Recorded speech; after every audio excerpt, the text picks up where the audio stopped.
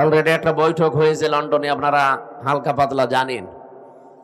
এর পরের দিন ট্রাম্পের সহকারী উপমন্ত্রী, বিশেষ করে এই সমস্ত এলাকাগুলো, এই সমস্ত দেশগুলো যার কন্ট্রোলে, সে বাংলাদেশে ইসলামপন্থী যারা আছে তাদের ভেতরে অন্যতম বাংলাদেশ জামাত ইসলামী, তাদের কেন্দ্রীয় আমিরকে ডাক দিয়ে কিছু কথা গোপনে হয়েছে, ওগুলো এখনো ফাঁস করা ঠিক না।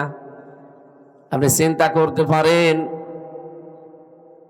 ট্রাম্পের উপমন্ত্রী একজন বাংলাদেশ জামাত ইসলামী এবং ইসলামপন্থী যারা আছে তাদেরকে ডাক দিয়ে বৈঠক করে, এটা কি ভেতরে কোনো কারণই নেই নাকি?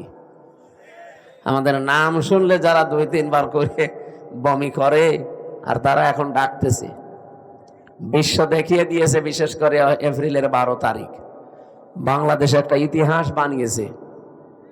এতদিন পর্যন্ত যারা এই দেশে অন্তত একটু হালকা পাতলায় আশায় ছিল যে ববু আবার আসবে, 12 তারিখের পর থেকে তাদের আশা গুড়ে বালি। এই জন্য 15 তারিখে যে মানুষগুলো ফ্যাসিস্ট ছিল, স্বৈরাচার